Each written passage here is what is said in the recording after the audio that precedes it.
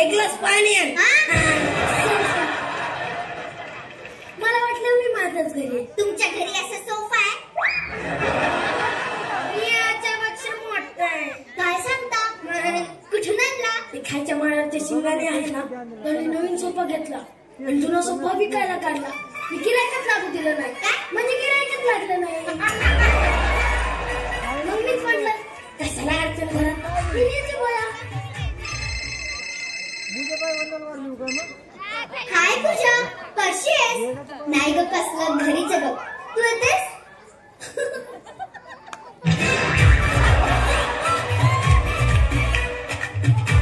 कोणाचा कुणी? माझी मैत्रीण पूजा. ओके ओके, एक मिनिट.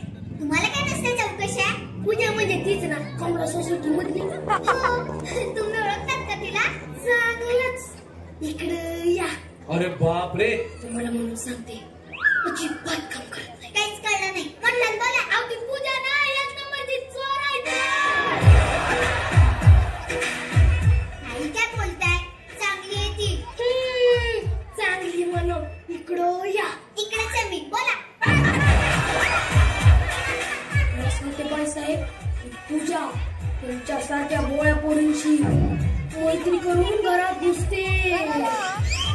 ती येऊन गेल्यानंतर घरातल्या वस्तू गायब होतात ना.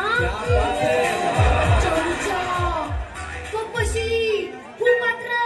हो हो, त्यालावरच नाही, ती नाही आली तरी गायब होतात. असते काहींची नजरच वाईट असते. मी सांभाळू आणि त्यात इकडे जाऊ. येऊन जाऊ दे कोपऱ्यात. नाहीतर परत म्हणायला नको, ही बाई काहीच कामाची नाही. दमली गो बाई. जरा तर टीव्ही लावा. कशाला? कामं पडली. आता आमचं हे येतच असतील. येऊ द्या ना. नवऱ्याच्या एवढं पुढं केलं की डोक्यावर बसतात ते. आता ते सुमनच घ्या. इकडं या. तुम्हाला सांगते, हाताबाहेर गेलाय नवरा. हाताबाहेर. तुम्ही मोठा बोलाव, मला एक गोष्टच नाही कळत. सांगते, बसा इकडे. पूजानं असंच नवऱ्याचं ऐकलं. झालं, गेला हाताबाहेर नवरा. कोण सुमन? हे नाही का लुटो आहे साक्षीला सिरियल मधली. आला नवरा.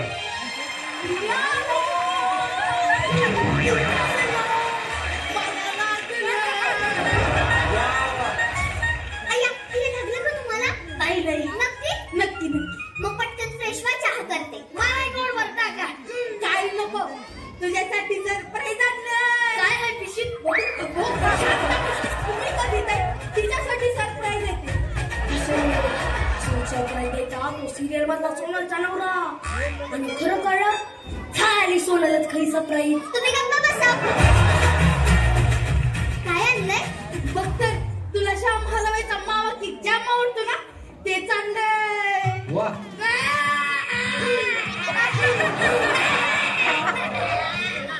हो शांता मावशी, तुम्ही किती रडला तरी तुम्हाला हकीक नाही मिळणार. खरं तुम्हाला काय झालंय रडायला? मावा केक बघून मला माझ्या वडिलांची आठवण आली. त्यांना पण खूप आवडायचा.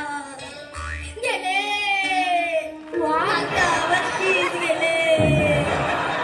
कसे काय? खूप सॅड स्टोरी हो. आधी तो मावा केक खाते अरे आणि बाप. मग सांगते. डेंजर आहे. बघता काय उठला फोन. बाबा लिहून येते. लाव तू पटकन कामाला. हॅलो बाबा, बोला. नाही हो, कामाला आलते. कामात चुकणार आहेत का आपल्याला? नाही हो, काही फायदा नाही. कस तरी होतंय बघा असं. बाप रे, घरी आल्यावर खिचडी खाते. आणून करून द्यावा.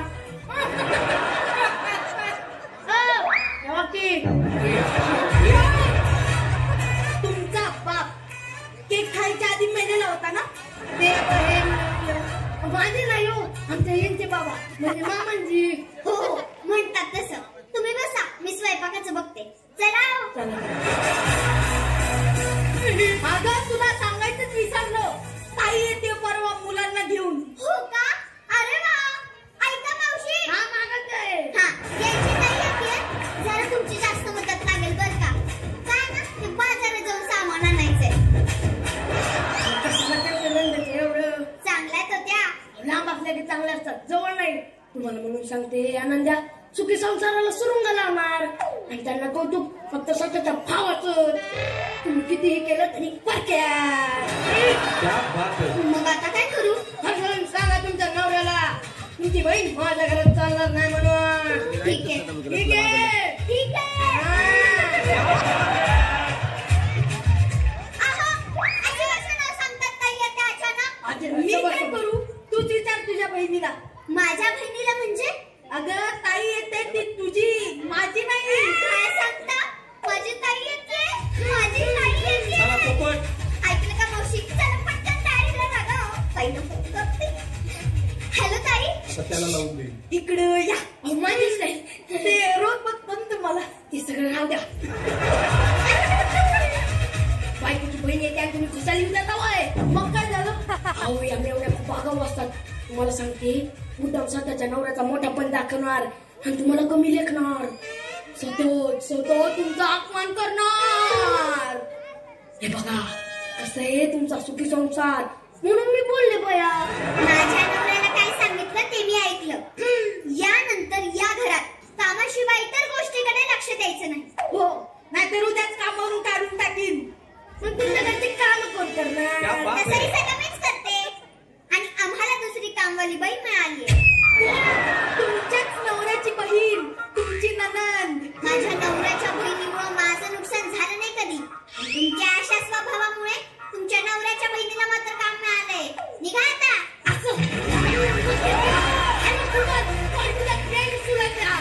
हॅलो सुरत रे काम तुला बघते तुला खुशाल करते करते. बघा आता येते वा वा वा. खूप छान खूप छान. जोरदार टाळ्या होऊन द्या. बहुत बढिया. खूप छान.